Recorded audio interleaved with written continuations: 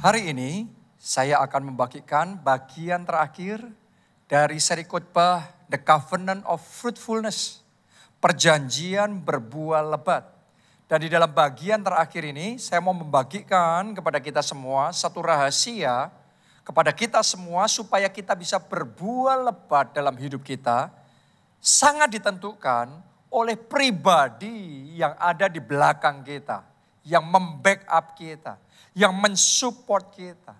Itu sebabnya judul khotbah hari ini adalah The One Behind You.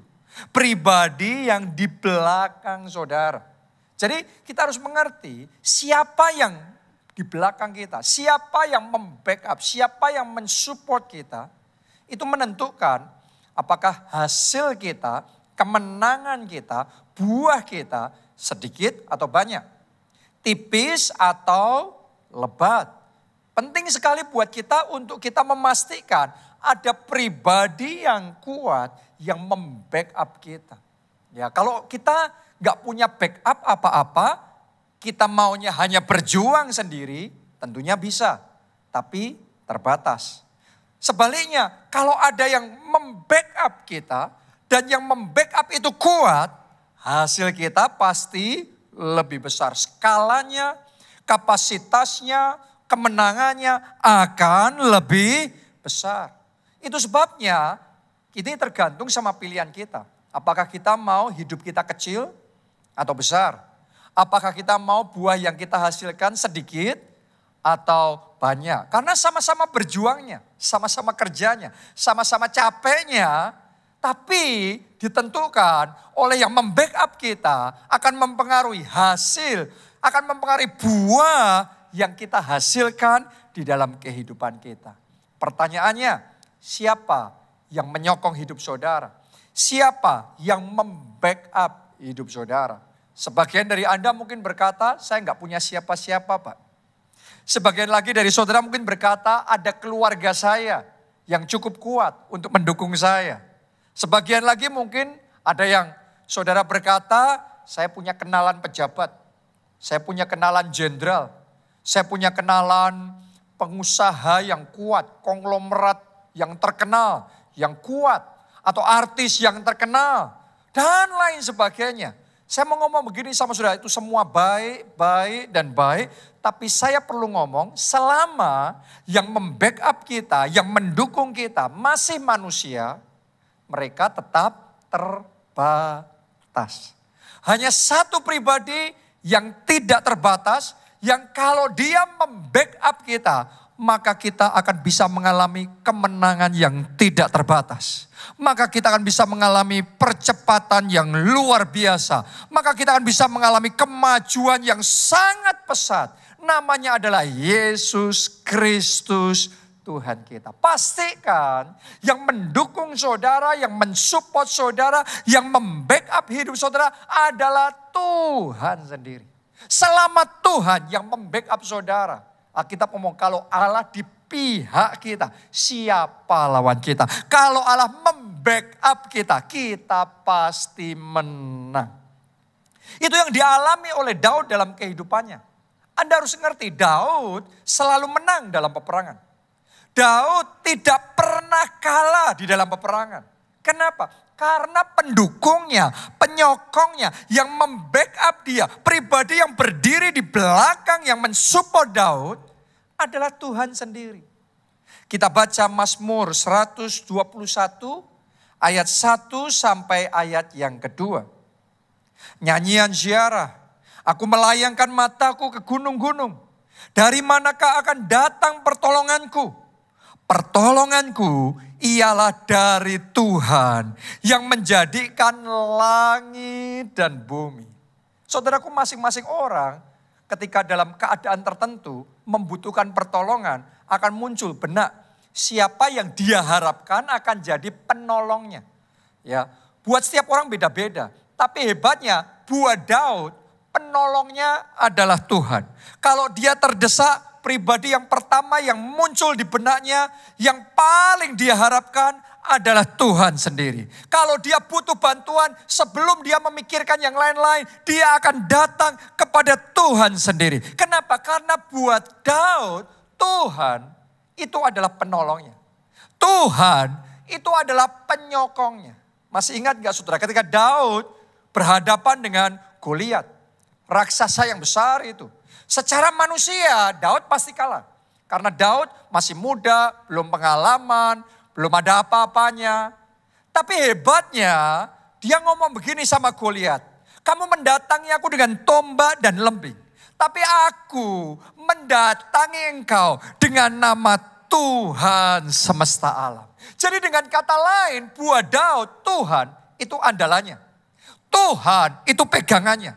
Tuhan itu yang membackup dia. Tuhan itu penyokongnya. Dan itu sebabnya Daud selalu mengalami kemenangan dalam hidupnya. Kenapa? Karena Alkitab berkata pengharapan akan Allah tidak mengecewakan. Kalau saudara taruh harapanmu, kalau saudara taruh imanmu kepada Tuhan dan dia jadi membackup dalam hidup saudara, dia jadi penyokong saudara, dia jadi penolong dalam hidup saudara, Anda akan seperti Daud, tidak terkalahkan. Anda akan mengalami kemenangan demi kemenangan, terobosan demi terobosan terjadi dalam hidup saudara. Saya berdoa tahun ini kemenangan demi kemenangan terjadi dalam pekerjaan saudara. Saya berdoa tahun ini berkat demi berkat, kelimpahan demi kelimpahan tercurah di dalam keuangan saudara. Saya berdoa tahun ini dalam semua aspek hidup saudara, dalam kehidupan rohani, dalam pelayanan saudara, Anda berbuah lebat melalui hidupmu, jiwa-jiwa diselamatkan, keluarga saudara dipertobatkan, teman-teman saudara bisa menerima Yesus sebagai Tuhan dan Juru Selamat, mereka diselamatkan. Itu sebabnya jadikan Tuhan jadi penolong saudara. Jadikan Tuhan penyokong utama. Jadikan Tuhan andalan dan pegangan di dalam kehidupan saudara. Mungkin Anda tanya sama saya, bagaimana caranya menjadikan Tuhan penyokong kita? Bagaimana caranya membuat Tuhan itu berpihak sama kita? Ya ibaratnya kalau saudara mau pejabat membackup saudara atau konglomerat membackup saudara, artis juga mensupport saudara, mungkin ada cara-cara manusia untuk melobi supaya mereka bisa mendukung saudara. Nah pertanyaan yang penting lebih dari semuanya itu adalah bagaimana caranya kita membuat Tuhan di pihak kita. Tuhan mau mensupport, membackup, menolong dan menyokong kita. Saya mau bagikan sama saudara, kita baca Matius pasalnya yang kelima, ayatnya yang ketiga. Ditulis di sini, berbahagialah orang yang miskin di hadapan Allah, karena merekalah yang empunya kerajaan surga. Coba Anda renungkan, kata miskin di hadapan Allah, Tuhan Yesus yang ngomong, mereka ini yang empunya kerajaan surga. Kalau kita renungkan, bukankah seharusnya Tuhan yang empunya kerajaan surga? Tapi kenapa Tuhan ngomong, kalau ada orang yang miskin di hadapan Allah, mereka ini yang empunya kerajaan surga. Maksudnya apa? Mari kita pelajari dulu, apa arti miskin di hadapan Allah. Saya mau bacakan buat saudara terjemahan ayat yang sama, tapi dalam Alkitab bahasa Indonesia masa kini. Ditulis begini. Berbahagialah orang yang merasa tidak berdaya dan hanya bergantung pada Tuhan saja. Jadi ternyata orang yang miskin di hadapan Allah itu orang yang merasanya bukan self-confident, bukan percaya diri, tetapi percaya Tuhan.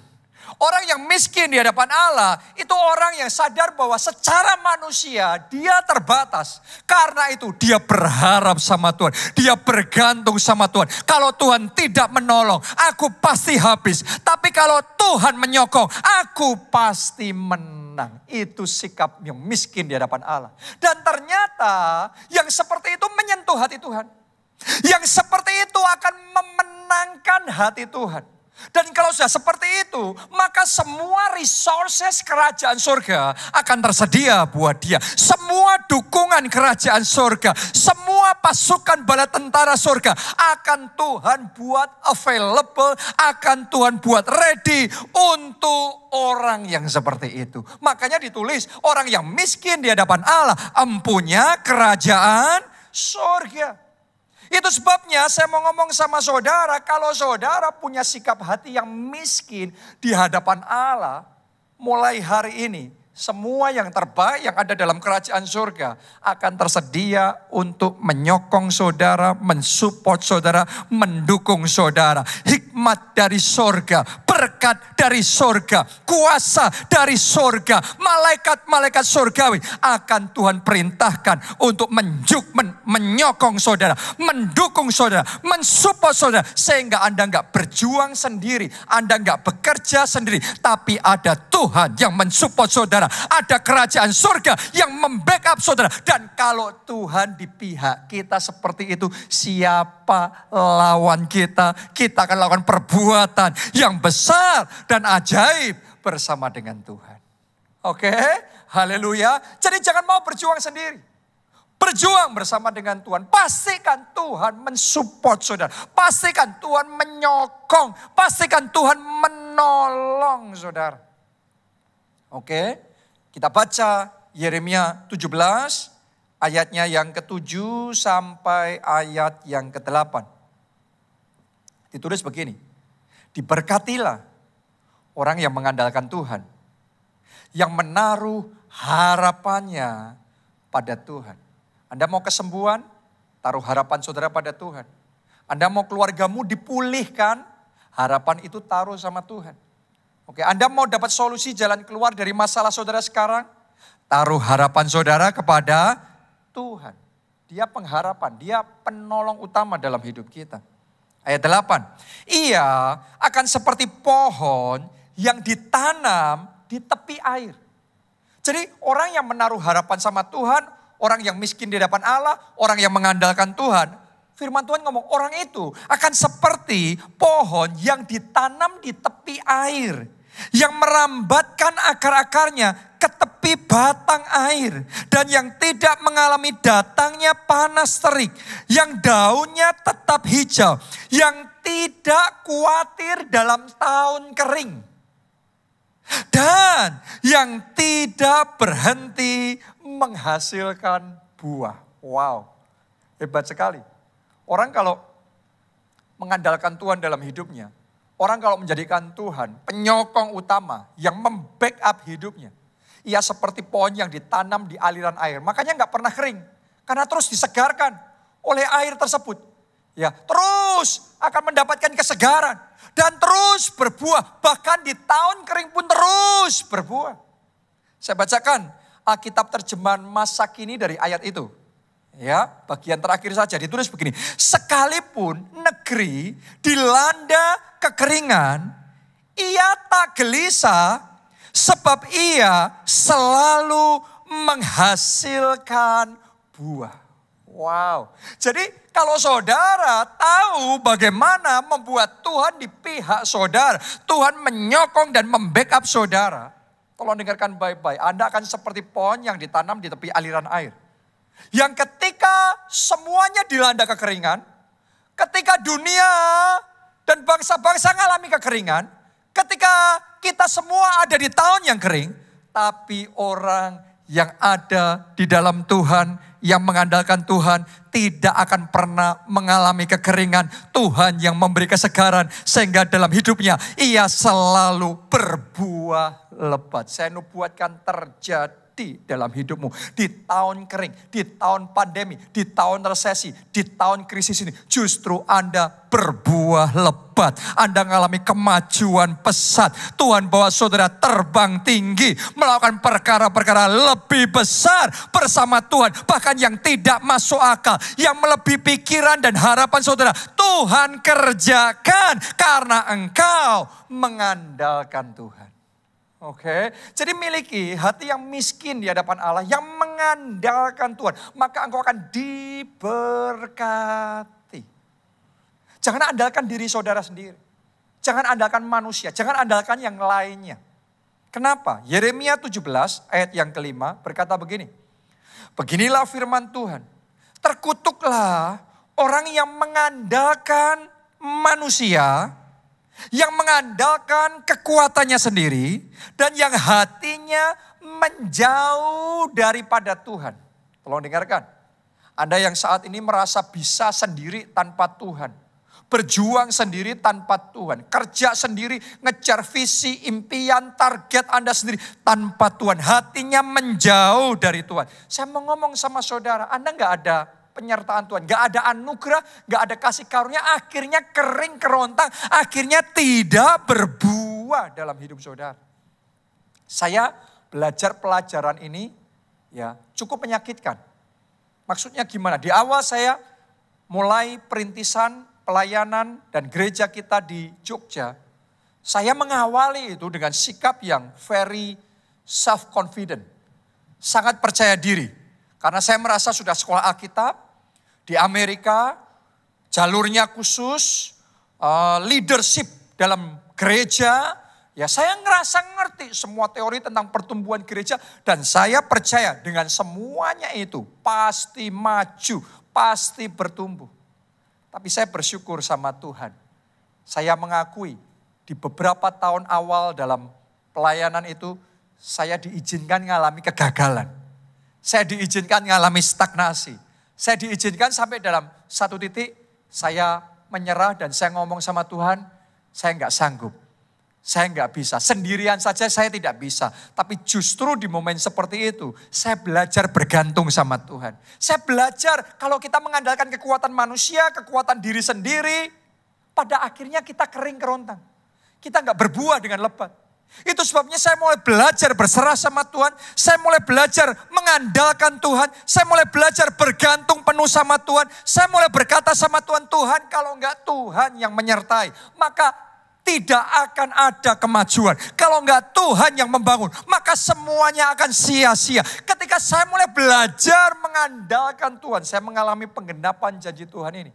Berkat Tuhan mulai datang, urapan Tuhan mulai datang, penyertaan Tuhan mulai datang. Resources kerajaan surga mulai diperintahkan oleh Tuhan mendukung saya. Dan karena itu kita melihat mujizat-mujizat terjadi. Terobosan-terobosan terjadi. Sejak waktu itu sampai sekarang tidak henti-hentinya melalui masa baik, masa tidak baik, tahun yang segar ataupun tahun yang kering. Gereja kita terus berbuah lebat. Kenapa? Karena Tuhan andalan kita, Tuhan penyokong kita, Tuhan penolong kita. Itu sebabnya saya ingin ajak saudara yang saat ini sedang mengalami stagnasi, yang saat ini sedang mengalami kekeringan, yang saudara merasa dunia saat ini sedang penuh dengan ketidakpastian. Jadi mungkin wajar saudara melalui semuanya itu. Tapi saya mau ngomong sama saudara, belajar andalkan Tuhan. Belajar bergantung penuh sama Tuhan. Kalau Tuhan di pihak saudara, gak peduli musim apapun boleh terjadi. Tapi Anda akan seperti pohon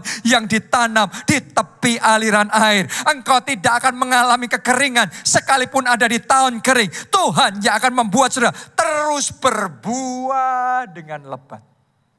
Oke, jadi hari ini saya ajak saudara andalkan Tuhan. Mungkin sudah tanya, bagaimana kita mengandalkan Tuhan? Dalam area apa saja kita bisa mengandalkan Tuhan? Ada 3 saya mau bagikan. Nomor 1, andalkan Tuhan sebagai sumber kekuatan saudara. Kita semua ngerti bahwa untuk berbuah lebat butuh power. Butuh kekuatan. Karena kalau lemah ya gak bisa maju. Gak bisa ngalami kemenangan. Gak bisa berbuah lebat. Jadi butuh power, butuh kekuatan. Dan saya mau katakan sama saudara, kekuatan yang paling utama kita dapatkan di dalam Tuhan. Kalau Anda dapat kekuatan dari Tuhan, Anda akan dibuat kuat secara roh saudara. Kalau Anda dapat kekuatan dari Tuhan, Anda akan dibuat kuat secara mental saudara, secara pikiran saudara. Anda bisa berpikir dengan jernih, berpikir dengan tajam. Anda punya analisa yang bagus, yang tepat, yang akurat. Kalau saudara terima kekuatan Tuhan, maka dalam setiap gerakan, setiap langkah-langkah yang Anda ambil, akan ada power, akan ada kekuatan Tuhan yang luar biasa. Jadi itu sebabnya andalkan Tuhan sebagai sumber kekuatan. Khususnya saat ini Anda yang sedang merasa lemah. Saya tahu di masa seperti sekarang ini banyak orang yang sedang merasa lemah. Kenapa? Karena masa sukar ini berkepanjangan. Tadinya orang berpikir pandemi ini enggak terlalu lama bisa selesai, segera teratasi. Ya sebagian lagi berpikir setelah vaksin datang maka semuanya akan reda. Tapi ternyata di dunia malah terjadi gelombang-gelombang penularan yang lebih hebat lagi. Sehingga muncul banyak sekali ketidakpastian. Akibatnya banyak orang merasa lemah. Berapa banyak orang menghadapi masalah bertubi-tubi, kekalahan bertubi-tubi, kerugian terus-menerus. Akhirnya merasa lemah.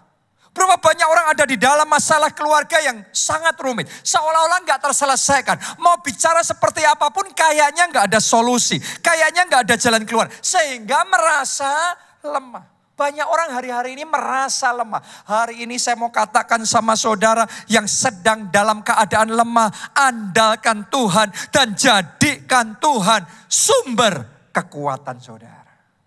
Mari kita baca Yesaya 40 ayatnya yang ke-28 sampai 31. Tidakkah kau tahu dan tidakkah kau dengar? Tuhan ialah Allah kekal yang menciptakan bumi dari ujung ke ujung. Artinya dia yang punya bumi ini. Dia yang punya semuanya. Ia tidak menjadi lelah dan tidak menjadi lesu. Tidak terduga pengertiannya. Kalau manusia kerja sebentar, beraktivitas sebentar, sekian waktu, sampai di titik tertentu, akhirnya jadi lesu. Akhirnya jadi lemah, akhirnya capek. Benar apa tidak? Tapi Anda harus tahu, ada satu pribadi yang tidak menjadi lelah. Tidak menjadi lesu. Mau gimana pun, aktivitas apapun, tidak menjadi lelah. Tidak menjadi lesu. Kenapa? Karena powernya, kekuatannya unlimited. Tidak terbatas. Karena itu selalu ada gelombang kekuatan. Sehingga gak pernah capek, gak pernah lelah, gak pernah lesu. Itu Tuhan yang kita sembah. Ayat 29, dia memberi kekuatan kepada yang lelah dan menambah semangat kepada yang tiada berdaya. Hari ini terimalah kekuatan dari Tuhan. Hari ini terimalah semangat yang baru daripada Tuhan. Amin. Karena dia yang memberi kekuatan. Dia yang menambah semangat. Anda yang sudah capek, Anda yang semangatnya sudah mulai pudar. Terima semangat yang baru, dikobarkan kembali dalam hati saudara. Kekuatan yang baru Tuhan berikan kepada saudara. Lanjutkan pembacaan firman itu. Ayat 30 sampai 31.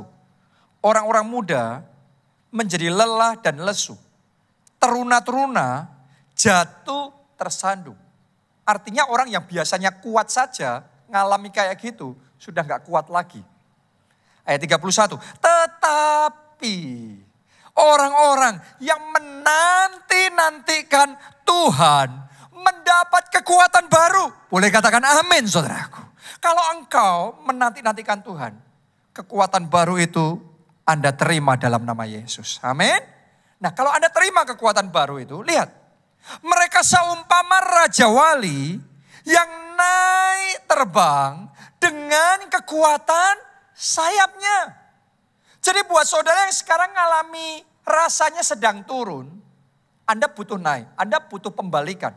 Saya mau katakan terimalah kekuatan baru dari Tuhan. Maka yang tadinya engkau turun, Tuhan akan buat Anda naik kembali. Engkau akan naik terbang dengan kekuatan sayapnya Tuhan. Karena ada kekuatan baru Tuhan berikan kepada saudara. Saya nubuatkan mulai saat ini Anda tidak turun lagi. Bisnis Anda tidak turun lagi. Kesehatan Anda tidak turun lagi. Sukacita Anda tidak turun lagi. Mulai saat ini juga yang tadinya turun. Sekarang naik, bukan cuma naik biasa. Anda terbang tinggi karena kekuatan yang dari Tuhan. Amin. Lanjutkan. Kalau Anda terima kekuatan itu dari Tuhan, ditulis di sini, mereka berlari dan tidak menjadi lesu. Mereka berjalan dan tidak menjadi lelah. Sekarang bukan cuma Tuhan yang tidak menjadi lesu dan lelah, tapi mereka, berarti manusia. Mereka ini siapa? Orang yang menanti-nantikan Tuhan, yang dapat kekuatan Tuhan ini. Ternyata ada manusia yang ketika mendapat kekuatan Tuhan, tidak menjadi lesu, tidak menjadi lelah. Yang lainnya sudah maunya pensiun karena merasa sudah tua, tapi mereka ada orang-orang tertentu yang selalu punya visi yang baru, visi yang lebih besar. Ada orang yang ketika menghadapi masalah rasanya sudah capek, sudah pengen berhenti, kepengen menyerah, sudah yang kecil saja cukup. Tapi ada orang-orang yang tidak pernah berhenti, yang tidak pernah lelah, selalu percaya dan terus dibawa Tuhan maju dari satu level kemuliaan pada level kemuliaan berikutnya. Kenapa? Karena orang-orang ini terima kekuatan baru yang daripada Tuhan. Apakah saudara mau terima kekuatan yang baru dari Tuhan? Jadikan Tuhan sumber kekuatan saudara. Caranya gimana? Sederhana. Tadi firman Tuhan ngomong. Orang yang menanti-nantikan Tuhan dapat kekuatan baru. Kalau Anda butuh Tuhan memberi jadi sumber kekuatan saudara, maka belajarlah menantikan Tuhan. Itu miskin di hadapan Allah. Orang mau menantikan Tuhan. Kenapa? Karena merasa miskin di hadapan Allah. Karena merasa butuh Tuhan. Kalau orang gak merasa butuh Tuhan, disuruh menantikan Tuhan, gak punya waktu. Disuruh pondok Daud, repot, masih ada urusan. Disuruh doa 1 jam, disuruh membangun hubungan pribadi sama Tuhan. Waduh, rasanya capek, rasanya malas. Kenapa? Karena kaya di hadapan Tuhan, bukan miskin di hadapan Tuhan. Jadi hari ini saya ajak saudara belajar miskin di hadapan Tuhan. Belajar ngerti dan sadar kita butuh Tuhan. Jikalau bukan Tuhan yang menjaga, semuanya sia-sia. Jikalau bukan Tuhan yang membangun, semuanya sia-sia. Karena itu, ya Tuhan, aku sempat untuk menantikan Tuhan. Aku punya waktu untuk berdoa. Aku mau untuk pondok Daud, membangun pondok Daud, menyukakan hati Tuhan. Kalau Anda punya sikap hati yang miskin di hadapan Allah seperti itu, maka kekuatan dari surga saat ini terimalah dalam hidup saudara. Ketika kekuatan itu mengalir, kelemahan saudara dilenyapkan. Anda akan seperti orang-orang ini yang berjalan tidak menjadi lemah, yang berlari tidak menjadi lesu. Bahkan yang tadinya turun, sekarang Anda naik, terbang tinggi, bagaikan Raja Wali, melakukan perkara-perkara yang besar. Boleh katakan amin. Haleluya. Coba Anda baca, Mazmur 84 ayat 6 dan 8. Berbahagialah manusia yang kekuatannya dalam Engkau. Dalam Tuhan, yang berhasrat mengadakan apa? Ziarah. Mencari Tuhan. Anda berhasrat enggak? Anda rindu enggak? Anda mau enggak? Anda punya waktu? Anda bersedia enggak mencari Tuhan? Menantikan Tuhan. Ayat 8 perhatikan. Mereka orang yang kayak gitu berjalan makin lama makin kuat. Wow, mulai hari ini dalam perjalanan hidupmu gak makin lama makin loyo, makin lama makin kering, makin lama makin kecil. No. Mulai hari ini makin lama makin kuat, makin tua, makin bersinar. Tuhan bawa saudara makin terang, memancarkan kemuliaan Tuhan dalam hidup saudara. Semuanya dimulai dari miskin di hadapan Allah. Yaitu menjadikan Tuhan sumber kekuatan kita. Saya perhatikan Pak Obaja itu punya sikap hati yang miskin di hadapan Allah. Saya masih ingat ketika gereja kita di Solo mengadakan proyek pembangunan gedung gereja. Pada awalnya waktu dibuat anggaran itu dibutuhkan dana. Angka yang muncul 40 miliar rupiah. Padahal selama perjalanan gereja kita sampai dengan saat itu, selama 10 tahun gak ngadain proyek apapun, 10 tahun ngumpulin dana, terkumpul 4 miliar. Dan sekarang harus membangun gedung yang anggaran awalnya 40 miliar. Jadi secara manusia itu sudah tidak mungkin. Secara manusia pasti tidak cukup. Itu sebabnya dalam kondisi seperti itu Pak Obaja datang sama Tuhan. Pak Obadja siang dan malam selalu ada di kamar doanya menanti-nantikan Tuhan. Kenapa? Karena dia tahu kalau Tuhan tidak menolong, habis semuanya. Kalau Tuhan tidak membuka jalan, kalau bukan Tuhan yang memberkati, nggak mungkin jadi, nggak mungkin cukup. Kalau bukan Tuhan, semuanya sia-sia. Itu sebabnya Pak Obadja punya waktu menantikan Tuhan, punya waktu berdoa, punya waktu memuji menyembah Tuhan, punya waktu terus-menerus melayani Tuhan secara pribadi, mencari perkenanan Tuhan. Itu miskin di hadapan Allah. Dan ternyata yang kayak gitu yang menyentuh hati Tuhan. Ketika hati Tuhan tersentuh, Tuhan bekerja dengan cara yang ajaib. Tuhan mulai buka pintu-pintu yang tertutup. Tuhan mulai perintahkan berkat-berkat untuk datang. Sehingga yang tadinya tidak cukup jadi cukup. Sehingga yang tadinya tidak ada jadi ada. Dalam waktu beberapa tahun saja gedung itu jadi. Dan jadinya ternyata bukan cuma 40 miliar, ternyata 70 miliar. Itu pun selesai. Tuhan yang menyertai. Waktu kita lemah, Tuhan menolong. Tuhan memberikan kekuatan. Yang lemah jadi kuat. Hari ini saya ajak saudara, jangan merasa confident di dalam diri Anda sendiri. Jangan merasa percaya dalam diri Anda sendiri. Tapi belajar percaya sama Tuhan. Bergantung penuh sama Tuhan. Jadikan Tuhan sumber kekuatan. Anda akan melihat bagaimana kuasa Tuhan didemonstrasikan dalam hidup saudara. Yang kedua, andalkan Tuhan sebagai sumber hikmat. Kita harus ngerti bahwa untuk berbuah lebat dibutuhkan hikmat. Benar apa tidak? Ya, jadi dengan hikmat dan tanpa hikmat, produktivitas kita pasti berbeda. Dengan hikmat dan tanpa hikmat, kinerja kita di dalam bisnis, di dalam pekerjaan kita, di dalam mengelola keuangan kita, hasilnya pasti berbeda.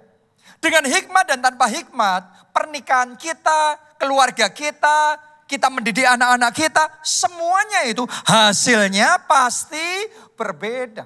Jadi ternyata hikmat itu mempengaruhi produktivitas kita. Itu sebabnya kalau Anda mau produktif, engkau mau berbuah lebat, jadikan Tuhan sumber hikmatmu. Kita baca Amsal 3 ayat 5-7. Percayalah kepada Tuhan dengan segenap hatimu. Dan janganlah bersandar kepada apa? Pengertianmu sendiri. Nah, Anda harus ngerti loh. Karena sebagian orang tanpa sadar, bersandarnya, merasa pedenya, mantapnya, karena merasa dia pintar. Karena merasa kita, wah hebat, pintar. Tapi firman Tuhan ngomong, janganlah bersandar kepada pengertianmu sendiri. Akuilah dia dalam segala lakumu, maka ia akan meluruskan jalanmu. Janganlah engkau menganggap dirimu sendiri bijak. Takutlah akan Tuhan dan jauhilah kejahatan. Hari ini saya ingin ajak saudara menyadari bahwa kalau kita mengandalkan pengertian kita sendiri, kita bisa salah langkah. Ada jalan yang disangka orang lurus, ternyata ujungnya maut.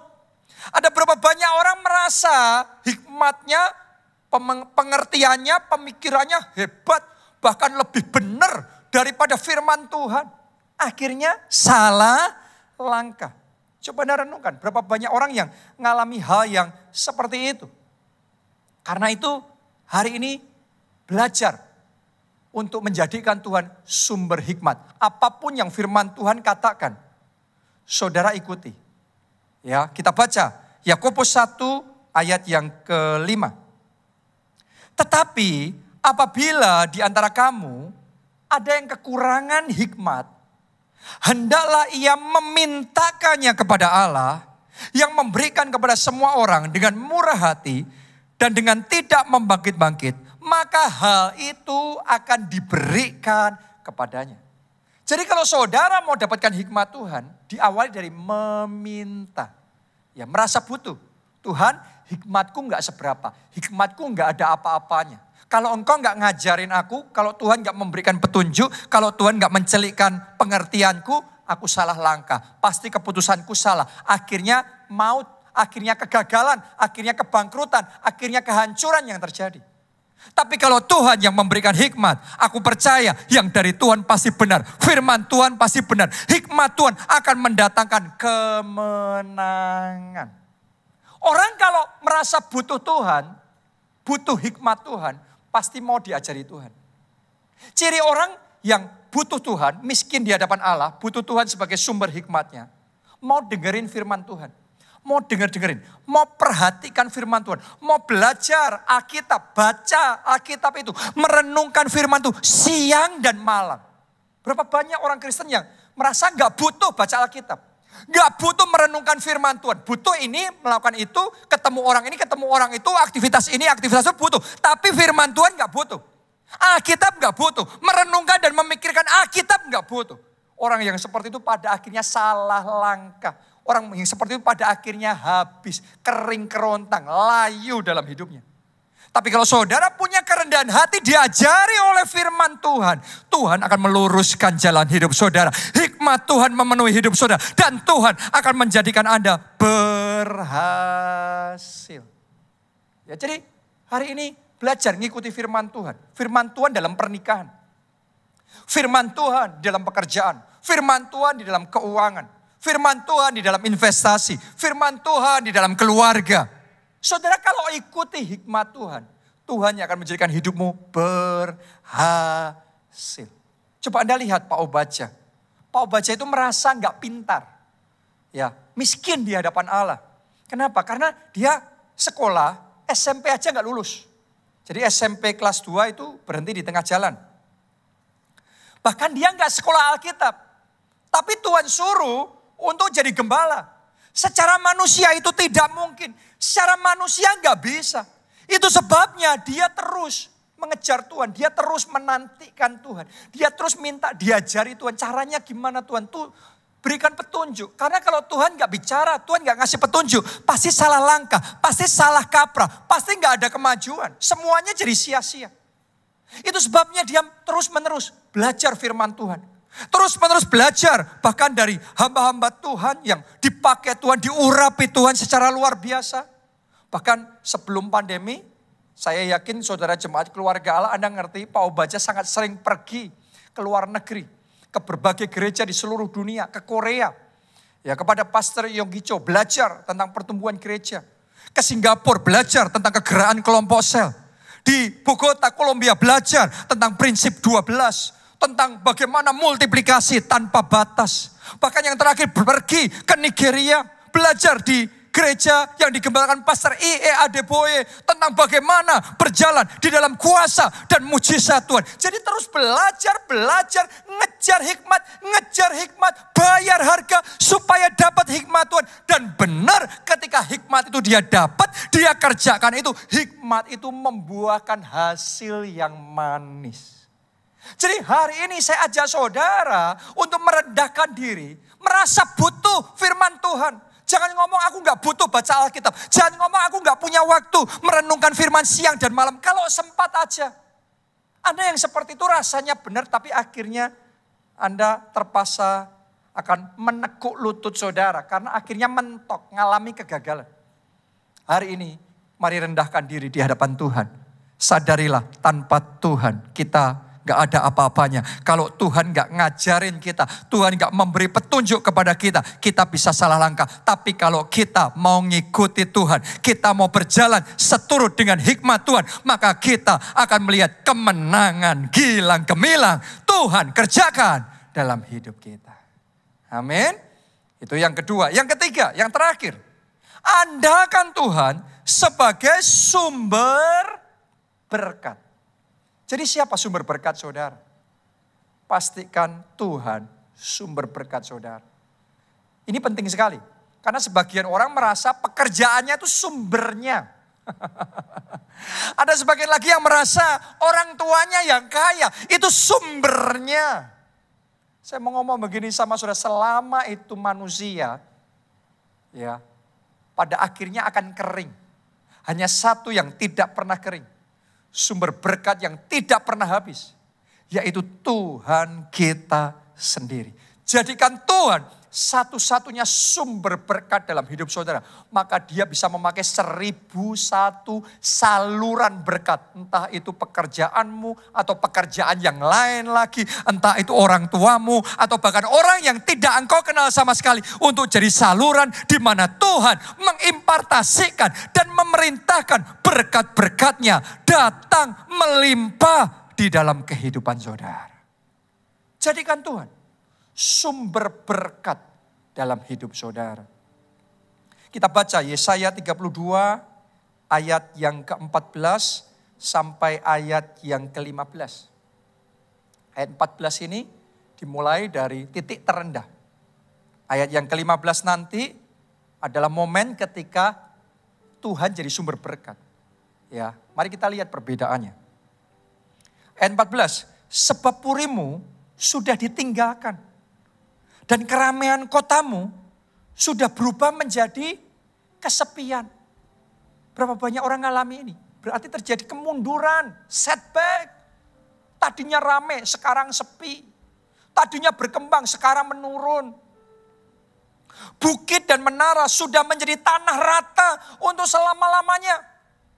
Tadinya prestasinya hebat, sekarang jadi tanah rata, kayak nggak ada apa-apanya. Menjadi tempat kegirangan bagi keledai hutan dan tempat makan rumput bagi kawanan binatang. Coba Anda bayangkan, keadaan kota, keadaan rumah yang sudah sepi, terus sekarang jadi tempat buat binatang.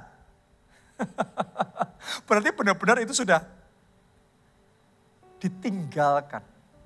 Berapa banyak orang dalam titik terendah dalam hidupnya, yang kering kerontang dalam hidup saudara. Nah, Anda yang sedang alami itu, perhatikan ayat 15. Sampai dicurahkan kepada kita roh dari atas. Wow, hari ini terima roh dari atas tercurah dalam hidup saudara. Hari ini terima Roh Kudus tercurah dalam hidup saudara. Itu penting. Kenapa? Maka padang gurun akan menjadi kebun buah-buahan. Dan kebun buah-buahan itu akan dianggap hutan. Wow. Anda bayangkan, kontras gak antara padang gurun dan kebun buah-buahan yang saking rindangnya sampai kayak seperti hutan. Beda banget. Yang satu kering kerontang, yang satu kebun buah-buahan yang hasilnya melimpah dengan buah-buah yang segar, buah-buah yang menarik, buah-buah yang berlimpah-limpah.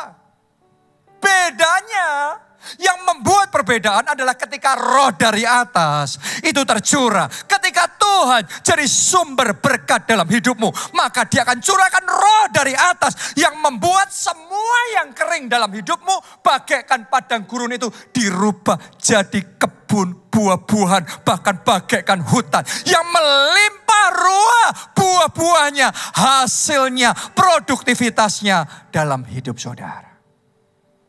Orang ngomong di masa pandemi ini masa kering. Tahun ini katanya tahun resesi, tahun krisis, lebih berat katanya. Sebagian orang ngomong lebih susah dibandingkan tahun yang lalu. 2020 orang pikir berat, ternyata 2021 sebagian orang berkata lebih berat lagi.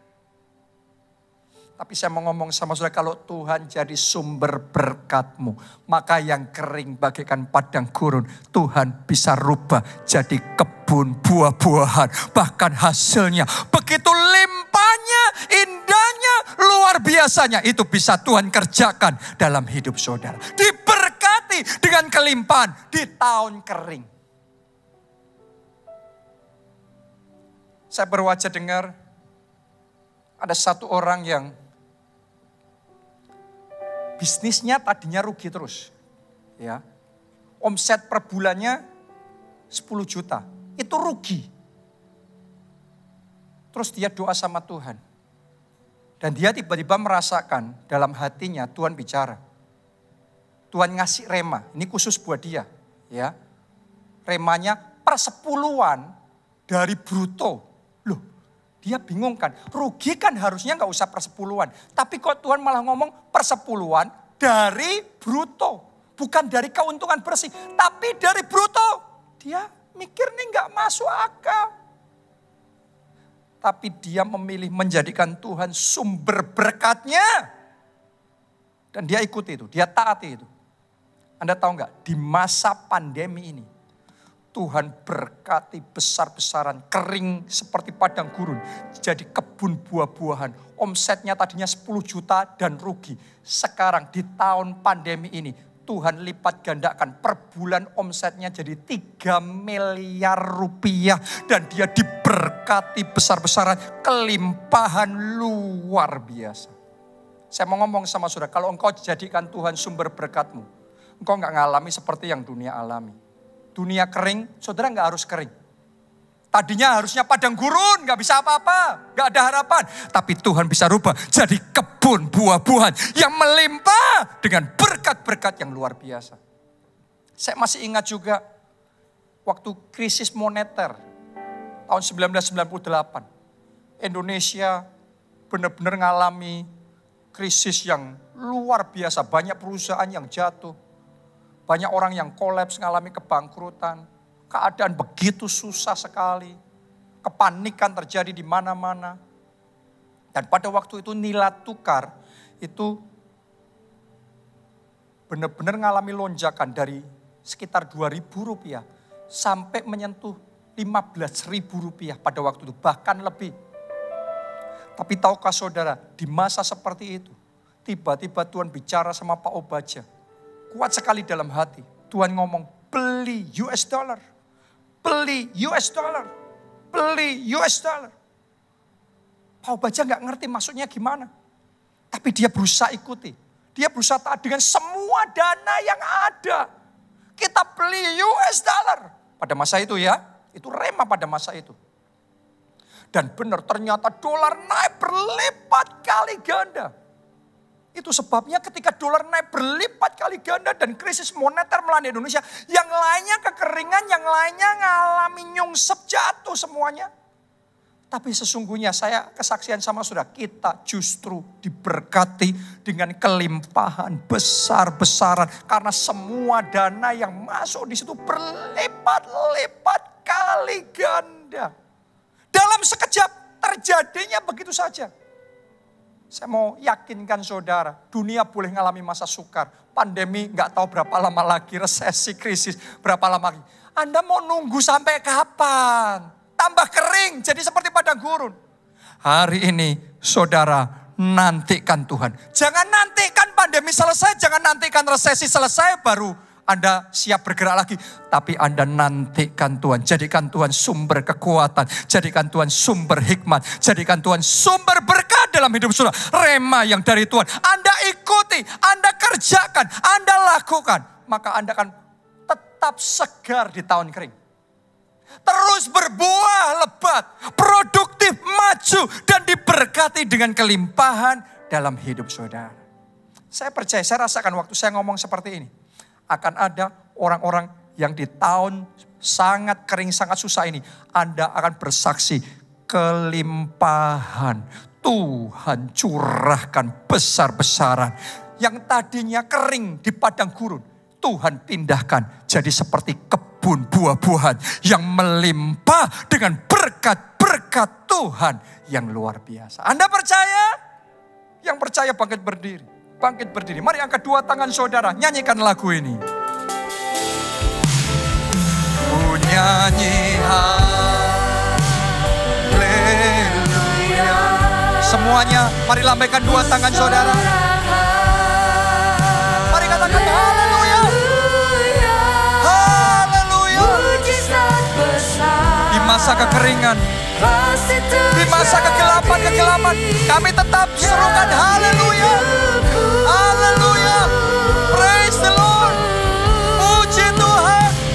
Terima kasih Tuhan. Oh, ada nyanyian, ada puji-pujian, ada penyembahan. Haleluya. Haleluya. Yes Lord. Selalu terjadi. Anda mau mujizat besar terjadi dalam hidup saudara? Amin, amin. Anda mau di masa kering tetap berbuah lebat? Yes, amin. Anda mau padang gurunmu dirubah jadi seperti kebun buah-buahan yang berlimpah-limpah? Yes, amin. Diawali dari engkau terima Yesus sebagai Tuhan dan Juru Selamat. Itu sebabnya saya ajak saudara yang belum pernah terima Yesus sebagai Tuhan dan Juru Selamat. Mari buka hati saudara. Ini waktu terbaik.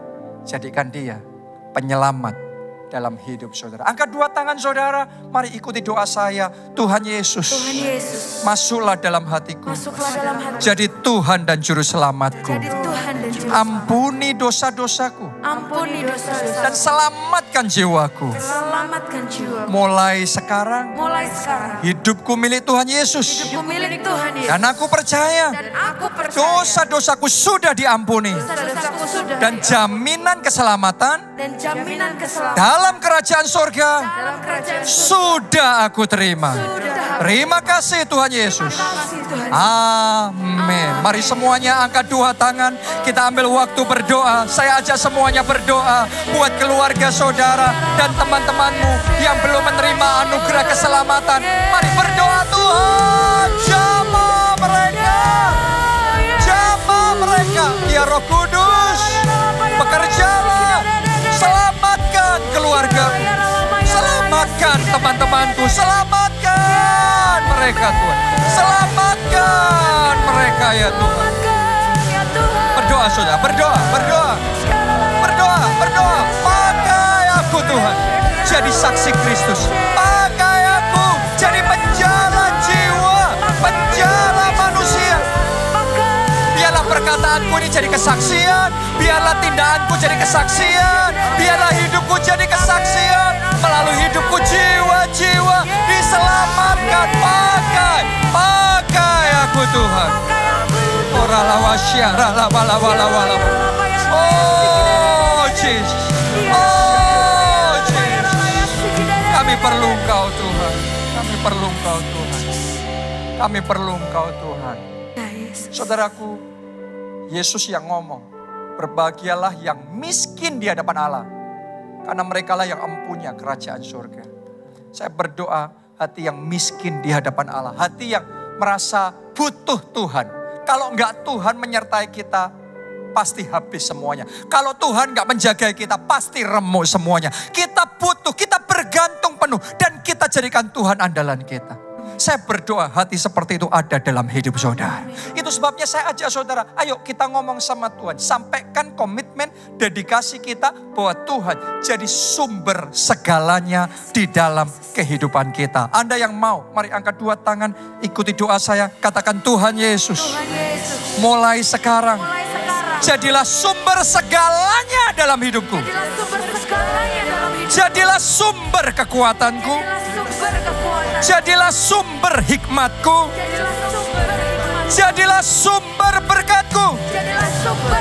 Jadilah penyokong dalam hidupku. Mari semuanya berdoa. Oh, jadilah sumber berkatku. Jadilah sumber hikmatku. Jadilah sumber kekuatanku. Kami perlu Engkau Tuhan. Kami butuh Tuhan. Engkau penolong kami. Engkau penyokong kami. Orang lain mengandalkan harta, mengandalkan jabatan, mengandalkan kekuasaan. Tapi kami mengandalkan Tuhan dalam hidup kami. Tuhan harapan kami. Tuhan andalan kami. Oh, bekerjalah ya Tuhan. Bekerjalah ya Roh Kudus. Beri hikmat-Mu, beri kekuatan-Mu, curahkan berkat-berkat-Mu. Bekerjalah ya Tuhan. Bekerjalah ya Tuhan.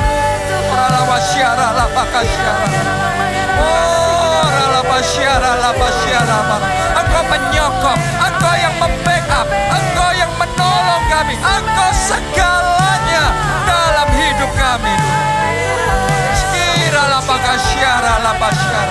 Thank you Jesus, thank you Jesus. Mari saudara, saya ajak nyanyikan bersama-sama. Ku nyanyi haleluya, ku sorak haleluya. mujizat besar. Mujizat besar. Katakan dengan iman, pasti terjadi. Pasti terjadi Dalam hidupku. Ku nyanyi haleluya, ku sorak haleluya. Mujizat besar selalu terjadi. amin atas gerejaku. Mari kita katakan, ku percaya firman-Mu. Ku percaya firman-Mu. Ku percaya janji-Mu. Ku percaya Janji-Mu. Ku percaya kuasa-Mu. Ku percaya kuasa-Mu. Mujizat besar pasti terjadi. Semuanya lambaikan dua tangan tinggi-tinggi, katakan, ku nyanyi haleluya, ku sorak haleluya. Mujizat besar pasti terjadi dalam hidupku. Ku nyanyi haleluya, ku sorak haleluya. Mujizat besar selalu terjadi atas gerejaku. Mari katakan, mujizat besar pasti terjadi. Mujizat besar Pasti terjadi. Mujizat besar selalu terjadi. Mujizat besar sudah terjadi atas gerejaku. Mari serukan haleluya. Haleluya. Amin. Amin, amin. Anda diberkati hari ini? Yes, Mari amin. semuanya kita angkat dua tangan kita dan terima berkat dari Tuhan ini. Diberkatilah saudara oleh Tuhan. Amin. Diberkatilah keluarga saudara oleh Tuhan. Amin. Diberkatilah studi dan pekerjaan saudara oleh Tuhan. Amin. Diberkatilah kesehatan dan masa depan saudara oleh Tuhan. Amin. Dan diberkatilah pertumbuhan rohani serta pelayanan saudara oleh Tuhan. Amin. Dalam anugerah Allah Bapa, cinta kasih Yesus Kristus, dan persekutuan dengan Roh Kudus sekarang sampai selama-lamanya. Mari bersama kita katakan, amin. Salam keluarga Allah, Tuhan memberkati.